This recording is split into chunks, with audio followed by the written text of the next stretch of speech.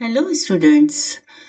जैसा कि मैंने आपको प्रीवियस वीडियोस में बताया है कि कॉनिक क्या होता है, उसका नेचर क्या होता है और उसका हम सेंटर कैसे फाइंड करते हैं, एक्सिस की इक्वेशन हम कैसे फाइंड करते हैं, उसकी लेंथ कैसे फाइंड करते हैं। और मैंने बहुत सी चीज़ें उसमें बताई हैं, उससे रिलेटेड प्रॉब्लम्स कराई हैं मैंने। और एलिप्स की ट्रेसिंग भी मैंने आपको बताई है, पैराबोला की भी ट्रेसिंग बताई है। अब मैं आपको हाइपरबोला की ट्रेसिंग बताती हूँ कि किसी भी कॉनिक की इक्वेशन को हम कैसे उसको ट्रेस करेंगे। तो यहाँ पर जो कॉनिक की इक्वेशन दी हुई है, सेकंड डिग्री इक्वेशन है कॉनिक की, 3x² plus 10xy plus 3y² minus 26x minus 22y plus 48 equal to 0। तो यहाँ पर सबसे पहले हम सेंटर फाइंड करेंगे। सेंटर फाइंड करने के लिए हम यहाँ पर del F over del X निकालते हैं और उसको 0 के बराबर रखते हैं, और del F over del Y निकालते हैं, उसको 0 के बराबर रखते हैं। उन दोनों को सॉल्व करते हैं तो उससे सेंटर के कोऑर्डिनेट्स आ जाते हैं। फिर हम स्टैंडर्ड फॉर्म फाइंड करेंगे। स्टैंडर्ड फॉर्म फाइंड करने के बाद हमारी जो स्टैंडर्ड फॉर्म होती है वो ax² plus 2hxy plus by² is equal to 1 होती है। स्टैंडर्ड फॉर्म में जब हम कन्वर्ट कर देते हैं तो फिर हम a h b की वैल्यू निकालते हैं। फिर हम उससे a minus 1/r² b minus 1/r² equal to h² से हम r1² और r2² निकालते हैं और उसे चेक करते हैं कि दोनों यदि पॉजिटिव साइन के होते हैं तो इलिप्स मिलता है, और यदि अपोजिट साइन के होते हैं तो हाइपरबोला मिलता है।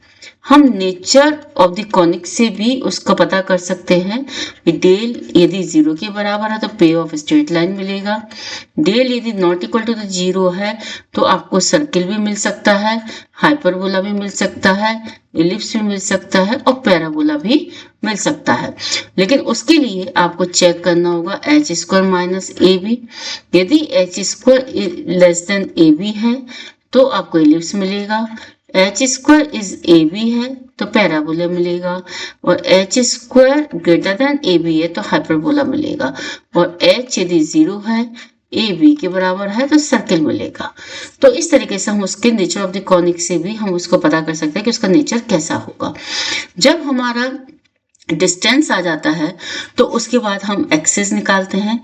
तो एक्सिस की जो इक्वेशन होती है मेजर एक्सिस की या ट्रांसवर्स एक्सिस की वो r1² x plus b y equal to 0। तो आप इससे आप मेजर एक्सिस की या ट्रांसवर्स एक्सिस की इक्वेशन निकाल सकते हैं। चलिए अब हम क्वेश्चन करते हैं, उस क्वेश्चन से हम समझते हैं।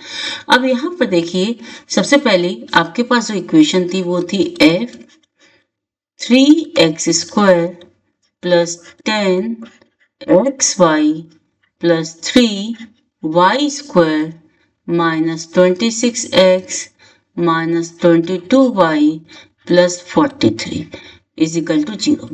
तो आपने इसको पार्शियली डिफ्रेंशिएट किया, तो जो x के रिस्पेक्ट में जब आपने पार्शियली डिफ्रेंशिएट किया तो 6x plus 10y minus 26 is equal to 0 आया, और y के रिस्पेक्ट में जब इसको पार्शियली डिफ्रेंशिएट किया तो 10x plus 6y minus 22 is equal to 0 आया। पहली वाली इक्वेशन को आपने 10 से मल्टीप्लाई किया, दूसरी वाली इक्वेशन को आपने 6 से मल्टीप्लाई किया, x का कोफिशिएंट यहाँ सेम हो गया तो y की वैल्यू यहाँ पर 2 आ गई। y की वैल्यू हमने 2 पुट कर दी तो x की वैल्यू हमारी 1 आ गई। तो सेंटर के जो कोऑर्डिनेट्स हमारे 1,2 आ गए। जब हमने इसके सेंटर के कोऑर्डिनेट्स यहाँ पर निकाल दिए तो अब हमारा सेंट्रल कॉनिक फाइंड करना है, यानी स्टैंडर्ड फॉर्म में कन्वर्ट करना है। तो उसके लिए मुझे g, f और c भी चाहिए। तो मैं यहाँ से कंपेयर करूंगी, तो स्टैंडर्ड फॉर्म से मैंने कंपेयर किया तो ax² plus 2hxy plus by² plus 2gx plus 2fy plus c equal to 0 general equation से मैंने कंपेयर किया तो 2g मेरा माइनस 26 आया, तो यहाँ से g इजिकल टू माइनस 13 मिल गया। इसी तरीके से 2f इजिकल टू मेरा माइनस 22 आया, तो यहाँ से f इज इक्वल टू -11 मिल गया और c की वैल्यू मेरी यहाँ 43 है। अब मेरे को सेंटर के कोऑर्डिनेट्स मालूम है, यहाँ पर सेंटर के कोऑर्डिनेट्स अल्फा और बीटा माने हैं मैंने, ये अल्फा है और ये बीटा है। तो d की जो वैल्यू है वो यहाँ पर आ जाएगी, आपने रखा तो ये -13 इंटू 1 फिर -11 इंटू 2 प्लस 43। तो ये वैल्यूज रखने पर यहाँ पर d की वैल्यू मुझे 8 आती है। तो मेरी जो स्टैंडर्ड फॉर्म है वो है 3x square plus 10xy plus 3y square plus 8 is equal to 0। 8 से मैं पूरी इक्वेशन को डिवाइड करूंगी तो मेरा यहाँ पर -3/8 x square -10/8 xy -3/8 y square is equal to 1 आएगा। यहाँ पर a जो है वो मेरा -3/8 आ रहा है, h मेरा यहाँ पर -5/8 आ रहा है और मेरा यहाँ पर b जो मेरा है वो -3/8 आ रहा है। जब मैंने इन वैल्यूज को निकाल दिया तो मुझे अब लेंथ निकालनी है, एक्सिस की लेंथ क्या होगी।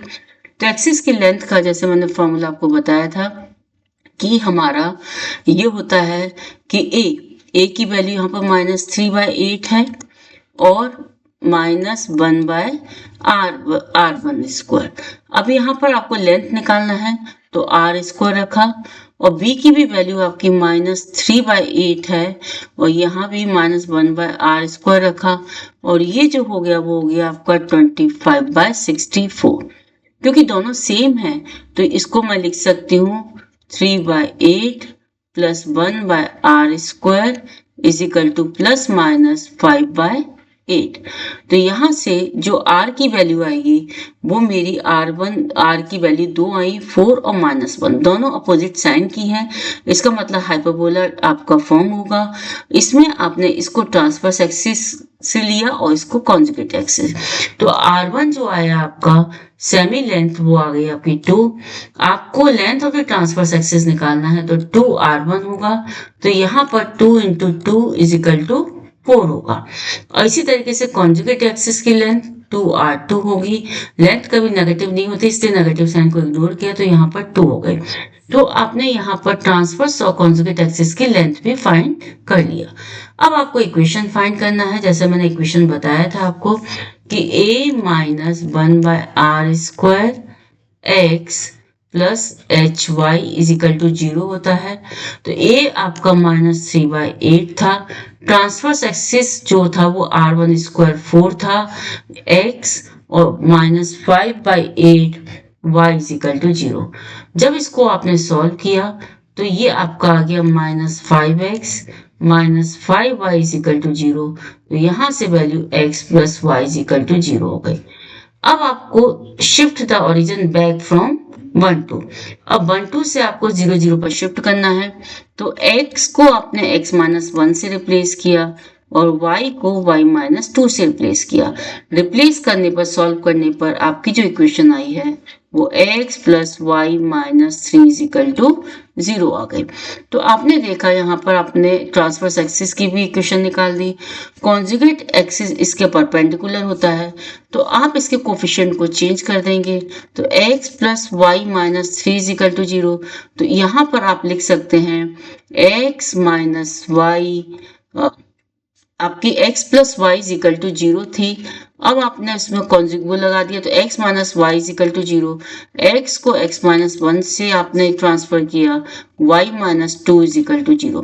तो ये जो इक्वेशन आई x minus 1 minus Y plus 2 is equal to 0। तो x minus Y plus 1 is equal to 0। तो ये कॉन्जुगेट एक्सिस की भी इक्वेशन आ गई। अब आपको इसेंट्रिसिटी फाइंड करनी है। तो इसेंट्रिसिटी हाइपरबोला की 1 plus r2 square upon r1 square होता है। तो यहाँ पर इसेंट्रिसिटी जो आई 1 प्लस 1/4 यानी √5/2 आती है। अब इसेंट्रिसिटी आपको मिल गई। आपको अब दो चीजें और फाइंड करनी है कि आपकी जो इक्वेशन है, आपकी मालूम है कि जो कॉनिक इक्वेशन है वो आपकी यहाँ पर 3x square plus 10xy plus 3y square minus 26x minus 22y plus 48 is equal to 0 है। तो आपको यहाँ पर मेनली कि एक्स एक्सिस पर y0 होता है तो y0 रखेंगे, तो इक्वेशन जो रिड्यूस हो जाएगी वो हो जाएगी 3x² minus 26x plus 48 is equal to 0। तो यहाँ से आपको एक्स एक्सिस पर कौन कौन से पॉइंट्स है जहां पर कॉनिक कट करता है वो मिल जाएगा। इसी तरीके से आपको वाई एक्सिस पर किस किस पॉइंट पर कट होता है तो वहां पर x is equal to 0 put कर देंगे, तो वहां से आपको मिल जाएगा कि वाई एक्सिस पर किस किस पॉइंट्स पर आपको कट करता है। तो आप सबसे पहले इनके पॉइंट्स निकालेंगे कि किस किस पॉइंट पर ये कट करता है। तो आपने देखा कि जो सेंटर के कोऑर्डिनेट है वो 1 2 हैं आपके, और ट्रांसवर्स एक्सिस आपने निकाली ली है, और ट्रांसवर्स एक्सिस की जो इक्वेशन है वो आपके 3,0 0,3 से पास होती है। सेंटर के कोऑर्डिनेट्स आपके ये हैं। अब उसके बाद आपको मालूम है कि जो कॉन्जुगेट एक्सिस है वो -1,0 0,1 से पास होती है। अब आपने यहाँ पर जब इक्वेशन को रखा तो x के कोऑर्डिनेट्स आपको मिल गए यहाँ पर y0 रखने पर 13 ± 2√10/3। तो ये आपके दो पॉइंट्स हैं जहां पर x एक्सिस पर हाइपरबोला कट करता है। इसी तरीके से आपने उसका निकाला x इक्वल टू 0 रखकर, तो y के पॉइंट्स आपको मिल जाएंगे, तो y की भी पता चल जाएगा कि आपका y एक्सिस पर कहां पर कट करता है। तो आप देखेंगे y एक्सिस पर कहीं भी कट नहीं करता है, क्योंकि इसकी जो वैल्यूज है वो रियल वैल्यू नहीं आती है, इमेजनरी वैल्यू आती है। तो यानी y एक्सिस पर हाइपरबोला कहीं भी कट नहीं करता। तो आप क्या करेंगे कि एक्स एक्सिस पर इन दो पॉइंट्स पर कट करता है, उन दो पॉइंट को ट्रेस कर लेंगे। दूसरी चीज, पहले सेंटर के कोऑर्डिनेट्स आपके 1 और ये 2 हैं, तो आपने पहले सेंटर के कोऑर्डिनेट्स को फिक्स कर लिया। सेंटर से आपकी एक ट्रांसवर्स एक्सिस जाती है, एक कॉन्जुगेट एक्सिस जाती है, तो ट्रांसवर्स एक्सिस आपकी ये हो गई और कॉन्जुगेट एक्सिस ये हो जाएगी।